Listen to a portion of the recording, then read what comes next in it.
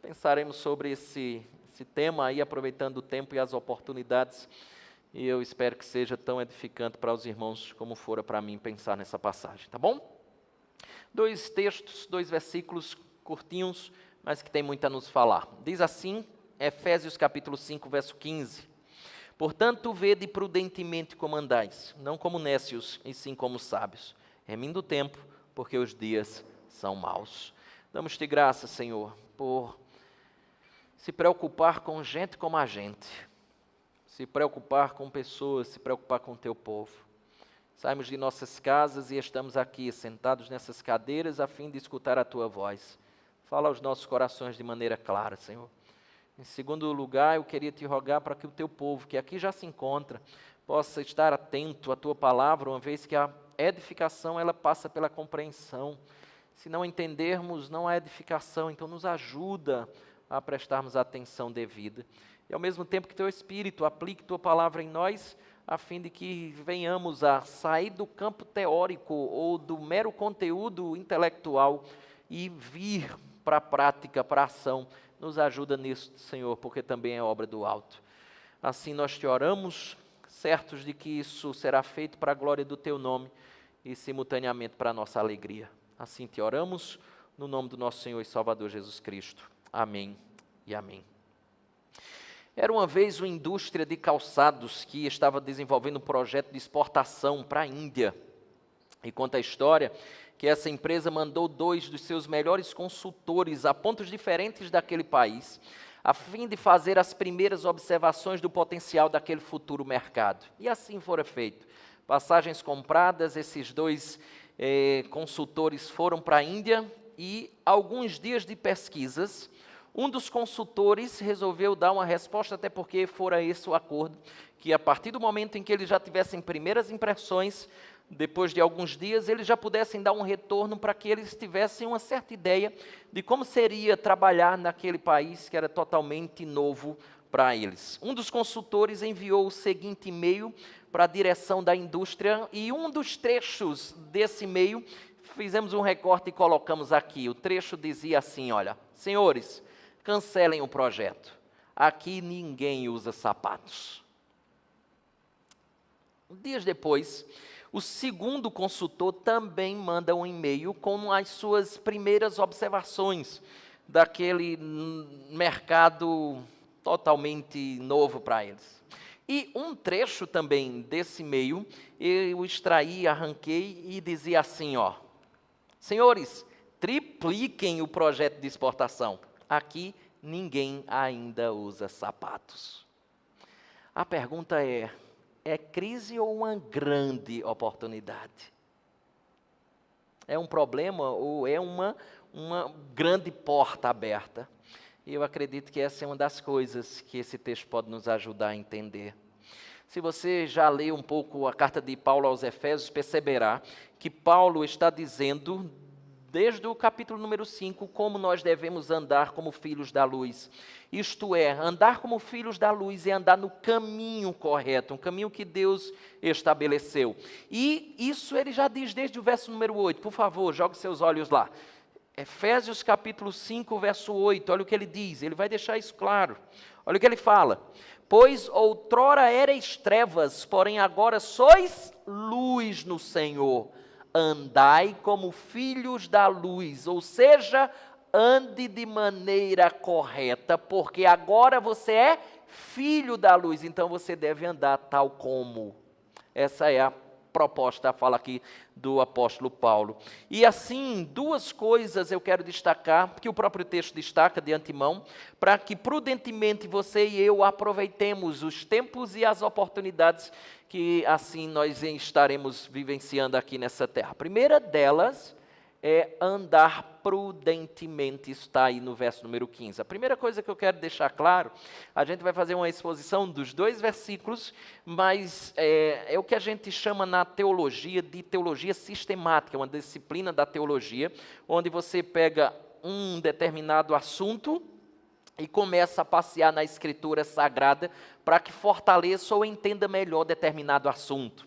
O que às vezes acontece, que é ruim, é quando alguém está tentando pregar e vai de Gênesis a Apocalipse com textos totalmente desconexos. A ideia nossa é nós entendermos essa verdade com textos bem conectados, a fim de perceber como esses textos corroboram para o entendimento do que aqui estamos propondo. Então é isso que eu quero fazer junto com você. Você vai perceber que a gente vai passear um pouco em outros textos, a fim de fortalecer o entendimento dessa questão do tempo. Veja o verso número 15, por favor, jogue seus olhos lá. Olha o que ele diz: portanto, vede prudentemente como andais, não como nécios, leia-se loucos, tá? Talvez até na sua Bíblia seja essa a tradução, loucos. Nécios, loucos, e sim como sábios. A primeira coisa é que andar prudentemente é olhar cuidadosamente como você anda. Significa gastar de maneira qualitativa o tempo que você tem aqui nessa terra. Os nécios ou os loucos não fazem isto. Eles podem até ter força para fazer, mas eles não têm orientação. Mas você e eu temos o dever de andar prudentemente. É muito interessante porque o Salmo de número 119, verso número 105 diz assim: lâmpada para os meus pés é a tua palavra e luz para os meus caminhos.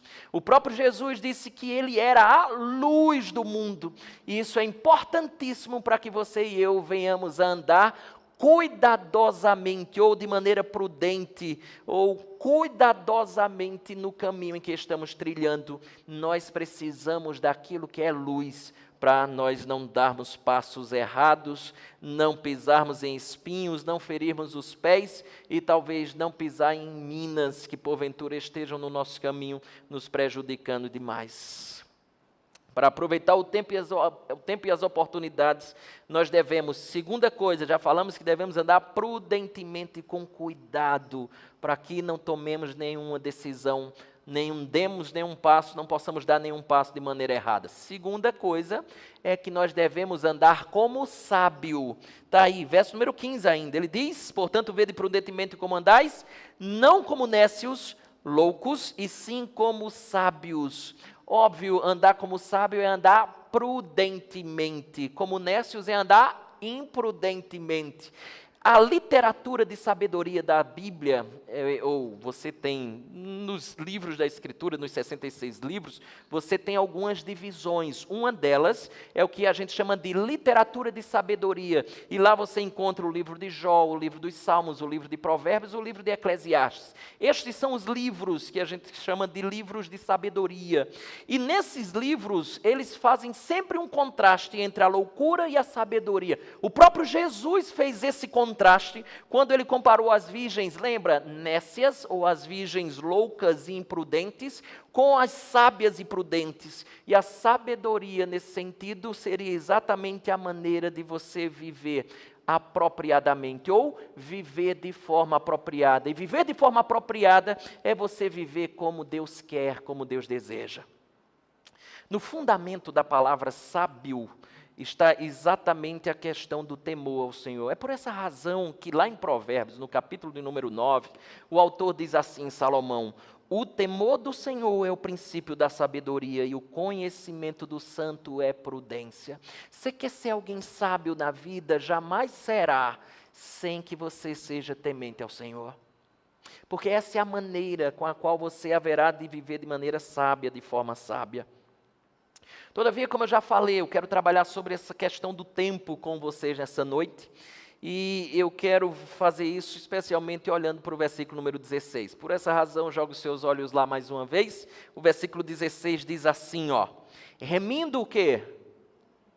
O tempo, né? No Novo Testamento você tem duas palavras gregas que são traduzidas como tempo. Você vai, na nossa tradução, você vai sempre encontrar tempo, mas são palavras diferentes muitas vezes. Na nossa tradução aparece sempre tempo, tempo, tempo, tempo, tempo. Mas as palavras gregas, elas mudam, tá? E elas têm sentidos diferentes. A palavra, uma delas é cronos, a outra palavra é kairos. Então você tem duas palavras que são usadas para a palavra tempo, mas que têm sentido diferente. E agora começou o nosso vai e vem em algumas passagens para a gente entender um pouco disso. Convido você a Atos capítulo 1, versículo número 7, está aí bem pertinho da gente, Atos capítulo 1, versículo número 7. Vamos lá.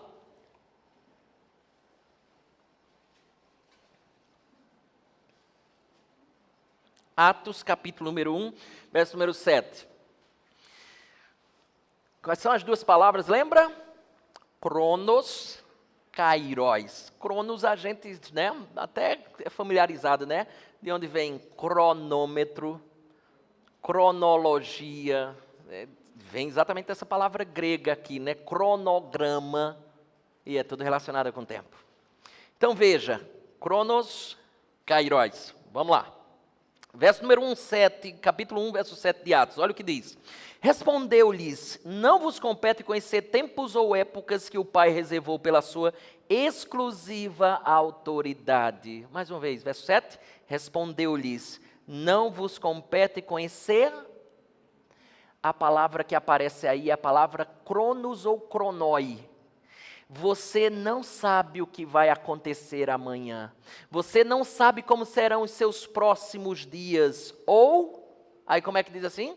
Você não vos compete conhecer tempos, cronos. Aí ele fala o que depois? Ou épocas, kairos.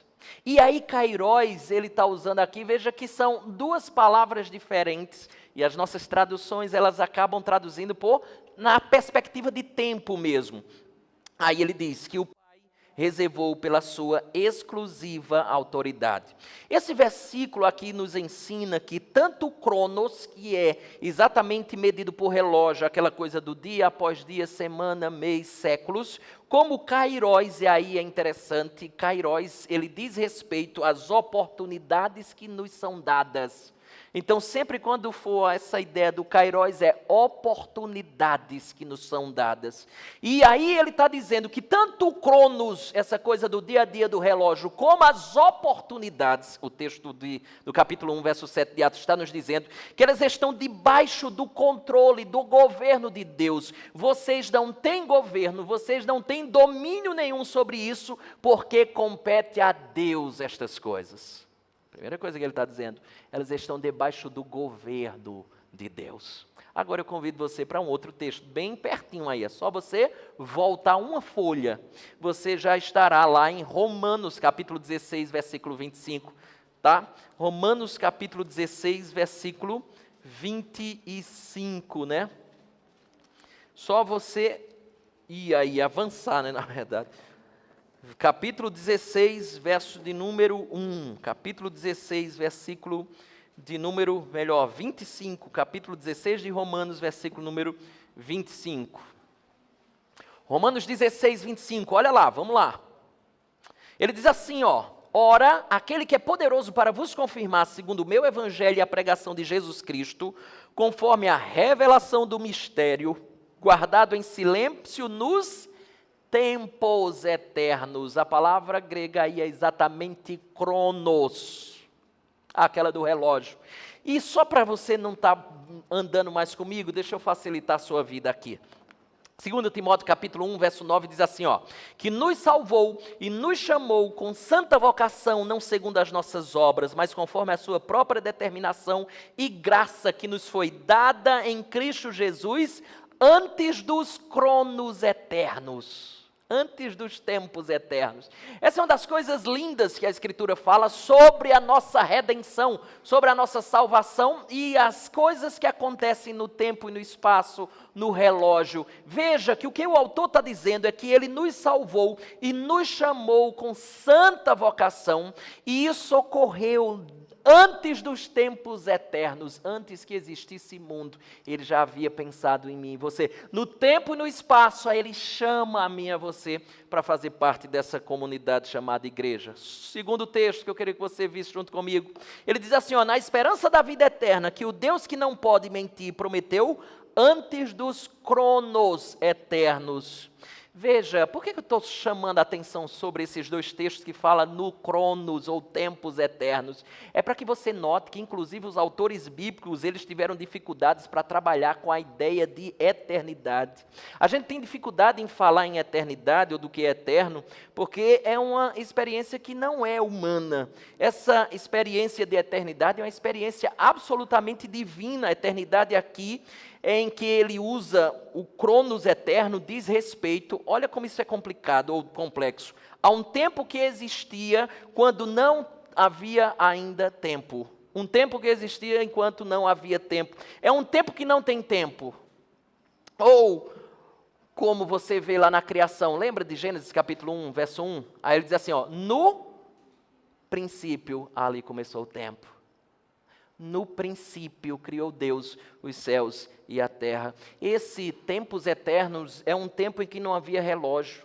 O tempo não existe eternamente, mas como é difícil para mim e para você, que estamos no tempo, nós nos relacionarmos, nos relacionarmos com esse tipo de coisa, porque a gente não consegue, sempre a gente joga tempo no meio da nossa fala, sempre a gente joga essa questão do tempo no meio, sempre a nossa noção temporal está em tudo que nós falamos. Veja que a expressão aqui, tempos eternos, Jesus, na oração sacerdotal, Jesus falou algo equivalente a essa coisa dos tempos eternos. Veja, ele disse assim, ó, agora glorifica-me, ó Pai, contigo mesmo, com a glória que eu tive junto de ti. Aí ele diz, antes que houvesse mundo. Ok, isso aqui é o tempo eterno. Estes são os tempos eternos, antes que existisse mundo. Não havia relógios, não havia minutos, não havia segundos. Nesse tempo sem tempo, foi quando Deus preparou todas as coisas concernentes à nossa redenção. Nesses 3 versículos que eu e você acabamos de ver, nesse momento, ele só usa cronos, que é esse tempinho marcado pelo relógio, segundos, minutos, meses, anos. Veja mais uma coisinha aqui, ó. Atos 3:21, olha o que ele diz. Ao qual aqui é Jesus, continue no texto, é necessário que o céu receba até aos tempos, cronos mais uma vez, Deus estabeleceu um dia da restauração de todas as coisas de que Deus falou por boca dos seus santos profetas desde a antiguidade. O que ele está dizendo é simples. Já que ele está usando a palavra cronos, aqui ele está dizendo, Deus estabeleceu um dia para restauração de todas essas coisas. Deus tem um dia marcado para restaurar todas essas coisas. Segunda coisa que eu quero que você entenda junto comigo, nós temos o tempo que é marcado pelas oportunidades. Enquanto o cronos, que a gente vem discorrendo, ele se refere ao espaço temporal, mais uma vez, minutos, horas, dias, anos, séculos. Você tem o que a gente chamou de kairos, que diz respeito ao que chama-se de tempo qualificado. Seria essa concepção de um tempo certo em que as coisas devem acontecer. Significa o momento apropriado, o tempo exato, favorável, o momento oportuno. Não tem quando a gente diz, quando uma coisa acontece, ele diz assim, rapaz, chegou no tempo certo, foi na hora certa. Kairos. Seria essa a ideia. E só para você não voltar lá, deixa eu ajudar você. Verso número 16 diz, remindo o kairos, remindo o tempo, porque os dias são maus. Agora chega de preguiça e vem junto comigo para 2 Coríntios 6. Já ajudei demais, né? Vamos lá. 2 Coríntios capítulo 6, verso 2.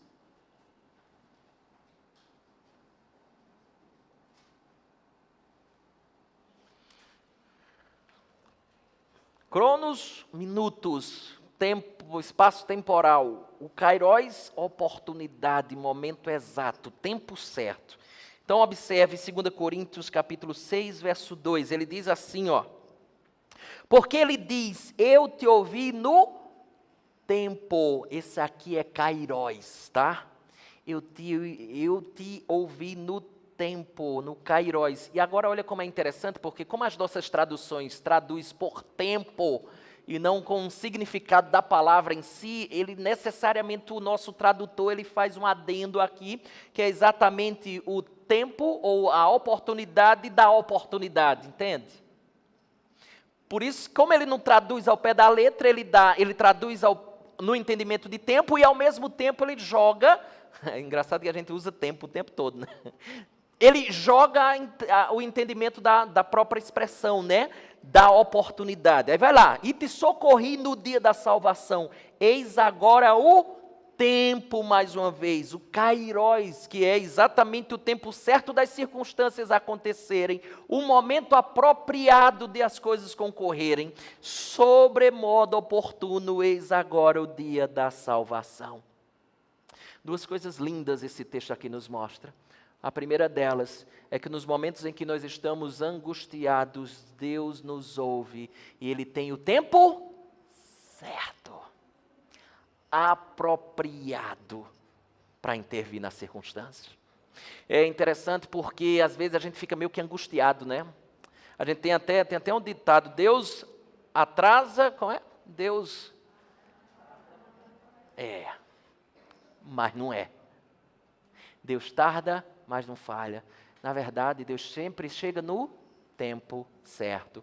A gente fica meio frustrado, por quê? Porque são os nossos planos que estão ruindo, são os nossos planos que estão caindo por terra. Porque nos nossos planos, o momento certo era aquele que a gente determinou. No momento certo de acontecer determinadas coisas que nós estabelecemos, então nós temos os nossos momentos certos, mas Deus tem o seu tempo certo.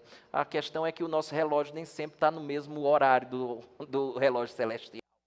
Nem sempre bate os horários da hora certa. Não sei quem foi que falou isso, se eu não me engano foi Lutero, mas tinha uma frase muito interessante que ele dizia assim: Senhor, onde os meus planos não forem os teus, destrua-os. Sabe por quê? Porque os planos dele sempre serão melhores que os nossos. Frustrou, não chegou na hora certa, é porque não era a hora certa.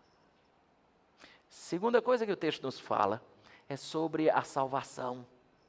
Ele disse assim, olha, esse é o tempo ou o momento apropriado, sobremodo oportuno, eis agora o dia da salvação. O momento da nossa salvação foi o dia apropriado, estabelecido pelo próprio Deus, oportunamente estabelecido para que eu e você fôssemos salvos. Lembra que a gente já falou que esse foi um tempo que já foi pensado antes que houvesse inclusive tempo, antes dos tempos eternos. Deus pensou na nossa salvação antes dos tempos eternos, ou antes que houvesse mundo, no tempo e no espaço, Ele também fez com que eu e você pudesse chegar-se a Ele. Ou seja, o nosso Deus tem o controle de todas as coisas. Ele sempre chega na hora certa. A salvação que bateu na sua porta também foi uma obra do céu, foi uma obra dele. Foi o tempo em que Deus atingiu você e entrou na sua história. Mudando um pouco, só de lugar. Veja que Deus, igualmente, Ele usa a natureza que também tem o seu kairos. Por isso que eu chamo a sua atenção, para perceber que não é só na nossa vida, no sentido de pessoalmente, que existe o kairos de Deus. Mas preste atenção nesse texto, como ele é interessante, ó. Salmo de número 1, verso número 13. Você já leu isso aqui várias vezes. Diz assim, ó. Ele é como árvore plantada junto à corrente de águas, que no devido kairos. Aqui eu estou usando o que a gente chama da Septuaginta, é uma tradução grega do Antigo Testamento, e o termo que tem lá na tradução grega é exatamente kairos, que no devido kairos dá o seu fruto e cuja folhagem não murcha, e tudo quanto ele faz será bem sucedido. Veja, as folhas geralmente aparecem na primavera, desaparecem no tempo apropriado. As folhas não caem na primavera, as folhas caem no seu tempo apropriado. Os frutos da mesma forma, eles têm o seu tempo certo, ou seja, é o kairos de Deus, o tempo apropriado para essas coisas acontecerem. Nem os frutos, nem as folhas, elas caem antes, mas ela tem o tempo apropriado para isso. Segunda coisa que eu entendo que esse texto nos mostra é que Deus usa a natureza que tem o seu kairos, como disse, e Deus usa o kairos no sentido da hora certa de fazer a coisa mais importante. Veja o que diz esse texto aqui, ó. Romanos 5, verso 6. A mesma forma como a natureza tem um kairos, Deus também tem um kairos em coisas mais importantes. Romanos 5, 6 diz assim, porque Cristo, quando nós ainda éramos fracos, morreu a seu kairos pelos ímpios. Ou seja, ele morreu na hora exata. Ele morreu no momento apropriado. Por razões determinadas por Deus, o Verbo não podia encarnar, nem antes nem depois. Ele invadiu o Cronos e no tempo apropriado, o Verbo se fez carne e habitou entre nós. Por isso que Paulo, escrevendo aos Gálatas, disse assim, ó, vindo, porém, a plenitude do kairos, a plenitude do tempo apropriado, do momento apropriado exato, Deus enviou o seu Filho, nascido de mulher, nascido sob a lei. Ou seja, isto foi no tempo pleno, no momento exato, no tempo em que todas as coisas já estavam prontas, no tempo definido por Deus, que não poderia ser outro. Agora venha comigo para uma outra coisa que eu achei muito interessante. E aí eu quero chamar você mais uma vez para Efésios 5, só que no verso 16. Preste atenção numa coisa comigo aqui. Para você que nunca viu línguas estranhas nessa igreja, está vendo agora, né? Olha lá. Vem para o verso 16, capítulo 5 de Efésios. Olha o que diz aqui, ó. Verso 16 diz assim: remindo o tempo, porque os dias são maus. O verbo grego aqui traduzido por remir, né? É uma palavra grega chamada exagorazo. A ideia aqui não é estar ensinando grego, mas é só para que você compreenda algumas peculiaridades muito interessantes nessa questão. E não é porque eu também estou com grego, não. Tem muita coisa que está tudo anotada aqui, ó. Exagorazo, o que isso tem a ver? Essa foi uma das coisas mais interessantes que eu descobri nessa passagem. Guarda essa palavra, esse verbo é composto por duas partes. Essa preposição chamada ek, que é fora de, a partir de, e agora, exagorazo, agora. E agora é exatamente o lugar onde as coisas são expostas para venda. E aí é interessante, é o lugar onde as pessoas se reúnem, onde os lugares públicos ou os negócios públicos são feitos. Trocando em miúdos, ágora era o famoso mercado. Mercado era ágora. Era parte de um vocabulário usado no mercado quando os homens faziam negócios nos tempos bíblicos. Todas as transações eram feitas lá no ágora, no mercado. O mercado é exatamente o lugar de barganha, você sabe muito bem disso. Você sabe que muitas vezes você vai, chega no mercado, o preço da semana passada já não é mais o mesmo. Você conversa com o vendedor e diz assim: sábado era tanto esse produto aqui. Aí o vendedor diz assim: era sábado, mas agora o preço já mudou, já é outro. Ou seja, você perdeu a oportunidade. Portanto, aproveite as oportunidades, porque remir o tempo significa aproveitá-lo, comprar na hora certa. Olha que coisa interessante. John MacArthur, que é um grande, baita teólogo ainda vivo hoje, ele fala que o verbo exagorazo, ele é usado na compra de escravos. Quando alguém queria, por exemplo, redimir um escravo, ele ia lá no mercado e redimir aquele escravo. Daí vem a ideia de remir, vem a ideia de redenção que está implícita. Veja que esse é um texto interessante em que essas palavras elas aparecem. Olha o que diz Colossenses 4. Portanto, com sabedoria, portai-vos melhor com sabedoria para com os que são de fora. Aí ele diz: aproveitai. Sabe qual é a palavra aí? Exagorazo. Mercado. Aproveitai as oportunidades kairos. Olha que coisa interessante. Ou seja, no mercado das oportunidades, você deve aproveitá-las. Se portem com sabedoria, aproveitando as oportunidades que o mercado da vida lhe apresenta. E são várias. Quando a Bíblia diz que nós somos remidos, esse é o termo que é utilizado. Exagorazo, porque por isso que a Bíblia fala que Ele nos comprou, Ele nos redimiu. Então Ele está simplesmente dizendo que nós devemos salvar o nosso tempo. Por essa razão é que quando Ele se refere à compra, que nós fomos comprados por Deus, pela pessoa de Jesus Cristo, Ele fala que nós devemos ter uma nova vida. Lembra 2 Coríntios 5,17? Se alguém está em Cristo, é nova criatura, as coisas antigas já passaram, eis que se fizeram novas. Por que você vai viver uma nova vida? Porque agora você é filho da luz. O que Paulo estava falando lá em Efésios capítulo 5, verso número 8. Deixa eu apresentar rápidas lições aqui para a gente amarrar tudo que a gente tem aprendido até agora. Por que pensar em duas palavrinhas gregas e martelar elas o tempo todo aqui? A primeira coisa que eu queria que você pensasse, a primeira lição que eu queria que extraíssemos disso tudo aqui, é quanto você pensa que o kairos ou as oportunidades está envolvido na sua vida. Quanto você acha que essas oportunidades estão envolvidas na sua vida? Eu diria uma coisa muito simples, que nenhuma esfera da sua vida, não há nenhuma esfera da sua vida que a ideia de oportunidades não esteja inserida.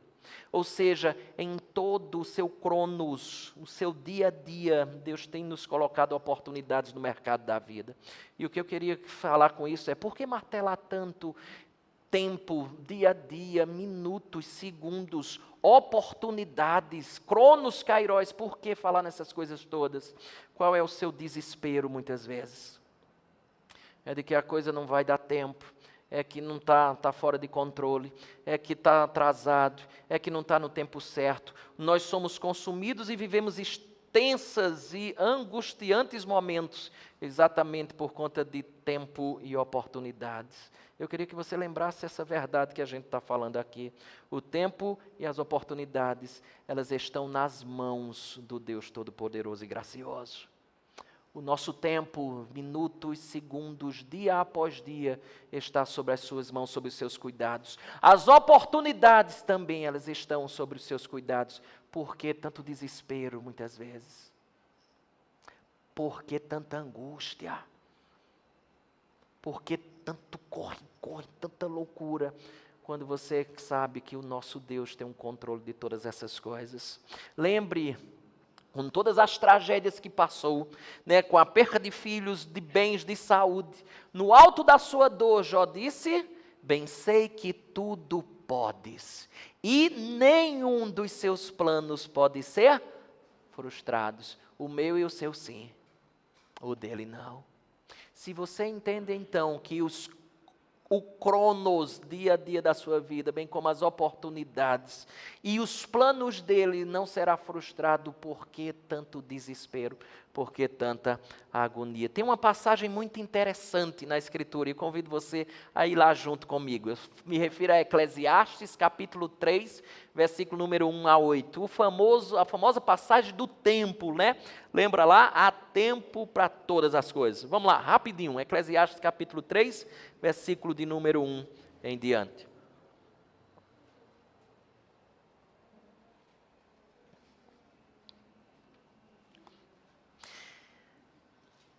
Mais uma vez, a gente está usando aquela versãozinha grega do Antigo Testamento, que é a Septuaginta.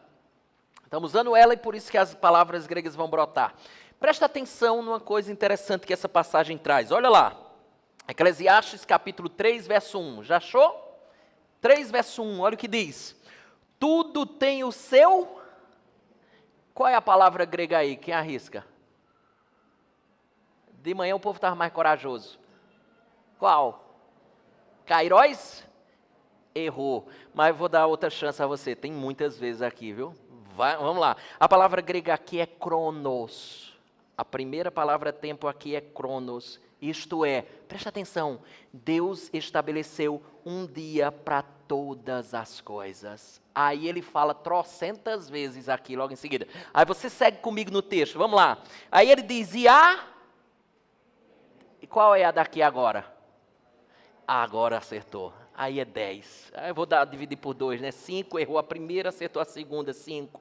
Há kairos, há oportunidade para todo o propósito debaixo do céu. Verso 2, há kairos de nascer, há kairos de morrer, há kairos de plantar, há kairos de arrancar o que se plantou, há kairos de matar, e aí é bronca, né? Porque você quer uma explicação. Como assim, pastor? Então eu estou liberado aqui com meu marido quando ele faz raiva.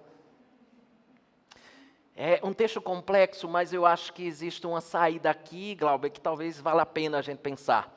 Eu não sei se vocês lembram de um atentado terrorista na França, não lembro se foi em Nice ou em Lyon, onde um terrorista ele tomou um caminhão e saiu atropelando as pessoas num dia de festa lá, não sei se era a festa da Bastilha, mas as pessoas estavam na rua, ele saiu, varrendo todo mundo, matando todo mundo. Até que alguém foi e acertou o cara, matou o cara. Eu penso que esse é o tempo apropriado para matar. Saída boa, né? Eu acho que esse é o caminho. Esse é o momento apropriado. Por quê? Porque se você não mata o indivíduo, ele mata mais gente. Então é melhor ele morrer do que outras pessoas tantas morrer. Um no singular morre e o plural é preservado. Então, eu acho que esse é o entendimento aqui. Mas segue no texto, a gente está onde? Verso de número 3. Há tempo de matar e tempo de curar, tempo de derribar e tempo de edificar, tempo de chorar e tempo de rir, tempo de prantear e tempo de saltar de alegria, tempo de espalhar pedras e tempo de ajuntar pedras, tempo de abraçar e tempo de afastar-se de abraçar, cairós de buscar e cairós de perder, cairós de guardar e cairós de deitar fora, cairós de rasgar e cairós de coser, cairós de estar calado e cairós de falar. Aqui a gente às vezes confunde, né? A gente faz mais um do que outro. Mas verso 8, cairós de amar e cairós de aborrecer, tempo de guerra e tempo de paz. Você percebeu uma coisa? Em todos eles aparece tempo kairos, exceto lá no começo que diz que Deus tem um cronos, um tempo determinado para todas as coisas. Por que o autor está tentando, por que usa só cronos e o resto tudo kairos?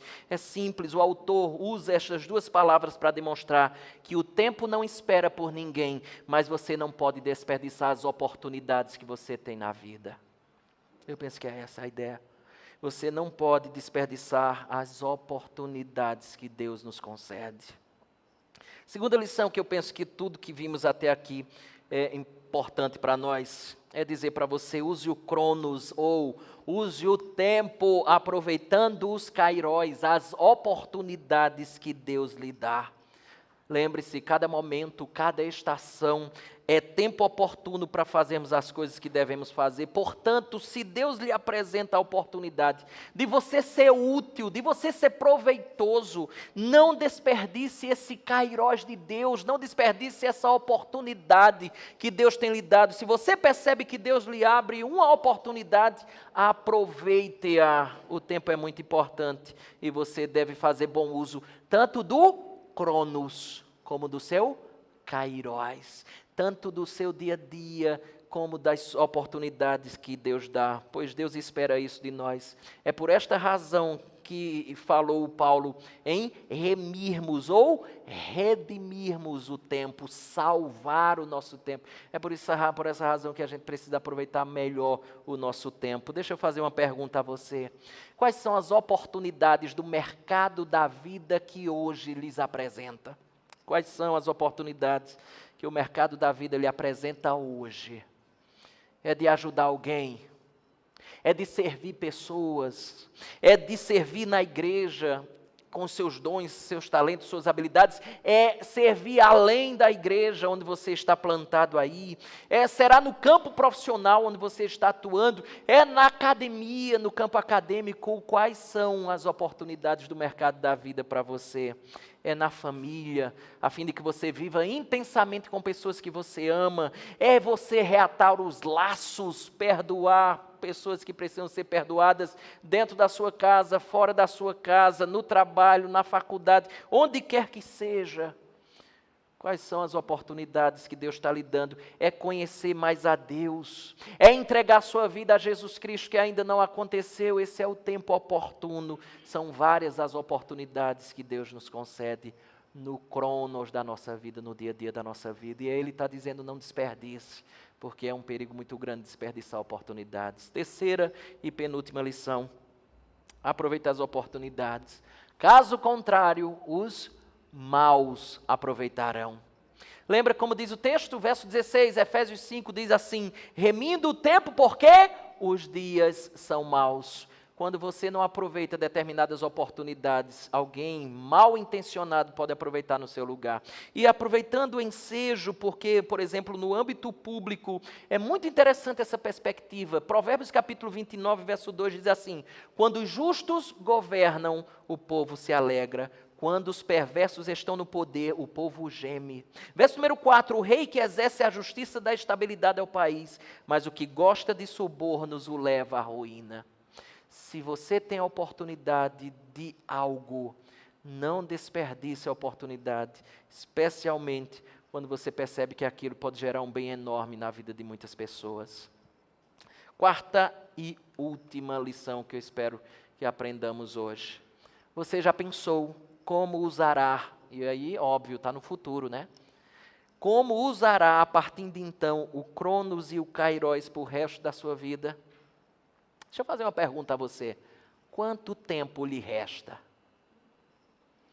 Alguns naquele papo você consigo mesmo, né? Assim, espero que muito. Né?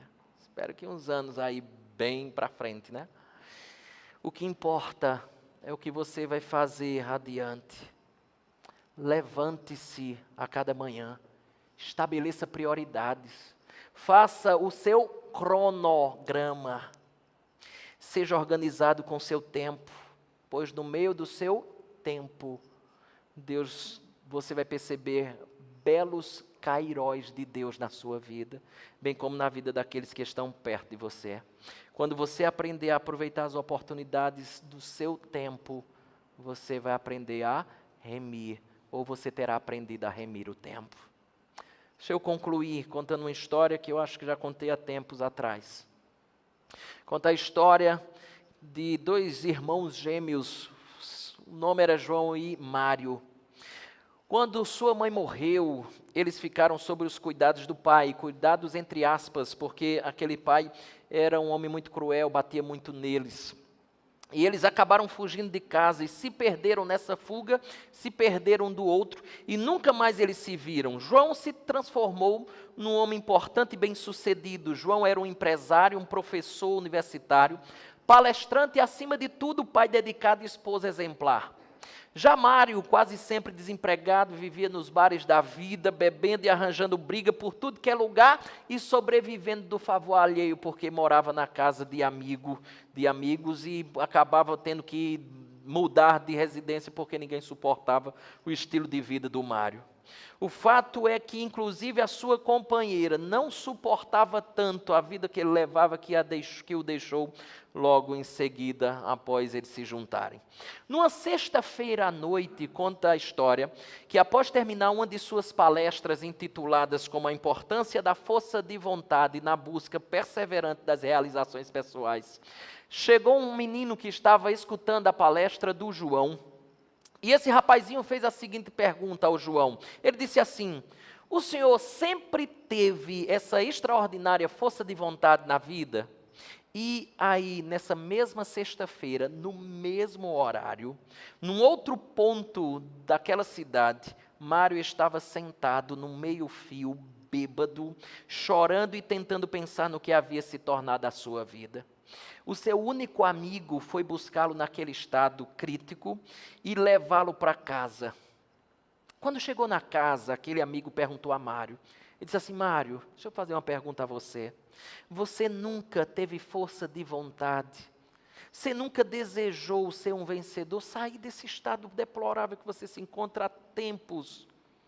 É interessante, porque as duas respostas começaram idênticas, a saber, a pergunta do garotinho da palestra ao João, a resposta do João e a resposta do Mário foram idênticas. Eles começaram respondendo as seguintes palavras, eles disseram: meu pai foi um péssimo exemplo. Ele bebia, batia em mim e no meu irmão, inclusive na minha mãe. Ele não parava em emprego algum, tínhamos uma vida miserável, e quando a minha mãe morreu, nós fugimos de casa, eu e meu irmão gêmeo, e infelizmente nos perdemos nessa fuga, e nossa família literalmente se acabou. A segunda parte da resposta, tanto de João como de Mário, foi diferente. A parte B da resposta foi diferente. Mário disse assim: foi essa situação difícil, todo esse sofrimento que acabou comigo. Todo esse sofrimento acabou com a minha força de vontade. Essa foi a resposta de Mário. João, na segunda parte de sua resposta, disse assim: todo este sofrimento me fortaleceu, deu-me ainda mais força de vontade. Eu estava contando hoje pela manhã aquelas histórias que o pai conta algumas vezes para você, né? Já viu? Não sei se seu pai fazia isso com você, mas lá em casa era mais ou menos assim. Ao longo do ano, eu acho que tinha uma taxa de contar as histórias do passado, né? Especialmente as experiências quando criança. E aí, ó, já está reforçando aqui, ó. Tem uma cota do ano, 20 vezes. Eu não sei se acontecia com você, né? Olha, quando eu era pequeno, quando era assim e tal.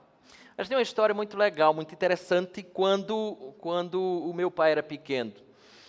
A família tinha uma realidade muito difícil, era uma família muito pobre, uma família grande. E lembro-me que, quando o meu pai começou a trabalhar aqui, isso foi desde cedo, já trabalhava desde pequeno, quando ele começou a ganhar um dinheiro, ele dormia numa rede, inclusive essa rede era uma rede bem precária, né? Inclusive rasgou no meio, teve que ser costurada.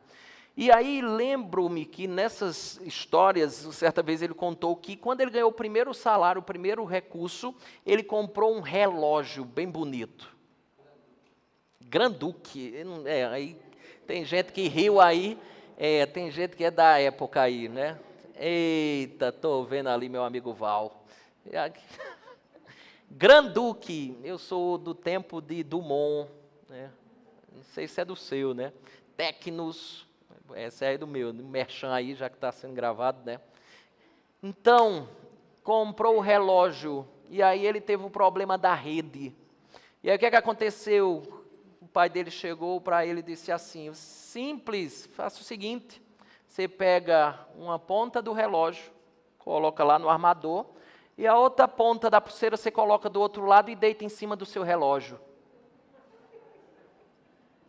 Doce feito rapadura. E uma das coisas que ele falava é assim, um dia eu ainda vou lhe sustentar. A grande questão é como você lida com as circunstâncias da sua vida. Ela pode se tornar, ou ela tem potencial muitas vezes para ser uma grande tragédia. E pode se tornar, ou, na verdade, ela pode ser uma grande oportunidade para você. Dizem que a frase é de John Kennedy. John Kennedy foi o 35º presidente dos Estados Unidos. Se não me engano, ele governou ali em 61 e 63 do século passado. E, infelizmente, fatalmente foi assassinado. John Kennedy tinha uma frase, dizia, que é atribuída a ele, não sei, mas dizia que assim, esse é o John Kennedy. Ele diz assim, escrito em chinês, a palavra crise é composta de 2 caracteres. Eu fiquei curioso, como é esses caracteres? E descobri, se o Google me está certo, eu estou indo pelo Google, tá? Então vamos lá, a palavra crise em chinês tem esses 2 caracteres aqui, perigo e oportunidade. Perigo e oportunidade, o Eiji. Aí o John Kennedy diz, um representa o perigo e o outro representa a oportunidade. Em uma crise, esteja consciente do perigo, mas identifique a oportunidade. Deixa eu dizer uma coisa para você. Deixa eu revelar aqui, né? Revelação na Congregacional Zona Sul. Mistério agora. Revelar o mistério agora para você. Presta atenção. Vou lhe revelar algo.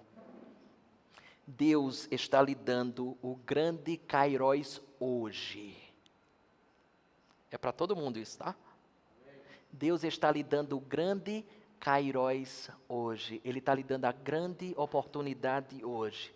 Sabe qual é? É que você está vivo.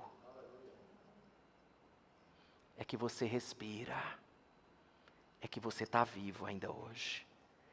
A grande oportunidade de viver. Sabe por quê? Porque vivendo você tem a possibilidade de repensar. Vivendo você tem a oportunidade de reconstruir. Vivendo você tem a oportunidade de planejar, atentar para as verdadeiras prioridades. Deus está lhe dando o grande Kairos hoje. É guardar você, é sustentar você. Teve um rapaz aqui na igreja, digo isso porque muitos aqui não são da igreja, mas tinha um rapaz chamado Tiago, e ele estava, há tempos atrás, lá no Pedro I, né, estava enfrentando essa dificuldade da Covid-19, estava naquela chamada VNI, na ventilação não invasiva, e a gente estava bem angustiado, porque o processo de comprometimento pulmonar dele estava avançando rapidamente. E eu lembro que, encurtando a história, graças a Deus ele saiu, e era uma noite no meio da semana, ou foi no domingo, não me recordo bem, mas fui levar a ceia dele. E uma das coisas que Deus me trazia ao coração naquele momento em que eu estava levando a ceia para Tiago, era exatamente o seguinte: Tiago, Deus poderia ter lhe levado, como levou a tantas pessoas espalhadas pela nossa cidade, no Brasil e no mundo. Mas por que Ele não levou você? Porque Deus estava lhe dando a oportunidade de você ser um instrumento dEle aqui nessa terra. Tiago, aproveite a oportunidade que Deus lhe deu. Ele tem um propósito em preservá-lo vivo. É isso que eu quero dizer para você também. Aproveite a grande oportunidade. Qual é? De estar vivo. Mas não feche os olhos para as outras várias oportunidades que Deus tem lhe dado ao longo da sua vida, ao longo do seu cronos. E eu quero encerrar com uma frase de um famoso missionário americano, que foi missionário lá nos Aucas equatorianos e infelizmente morreu assassinado tentando evangelizar esse povo que era canibal. Seu nome era Jim Elliot. E certa vez ele escreveu o seguinte, ele disse assim: quando chegar a hora de morrer, certifique-se que tudo que você tem a fazer é morrer. Não existe nada mais especial do que você ter a sensação que de fato está chegando os seus dias finais, olhar para trás e ter a certeza de que tudo que tinha de ser feito, fora feito. Todas os kairóis, as oportunidades dentro do seu tempo, foram aproveitadas da melhor maneira. E chegando a hora da morte, você ter a certeza que não resta fazer outra coisa, senão se entregar a ela. Ainda há tempo, você tem vida.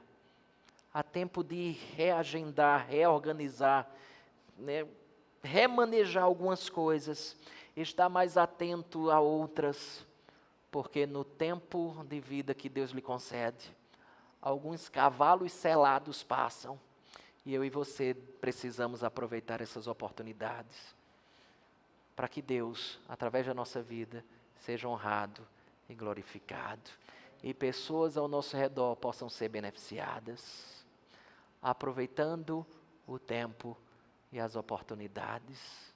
É isso que Deus tem feito, preservando você.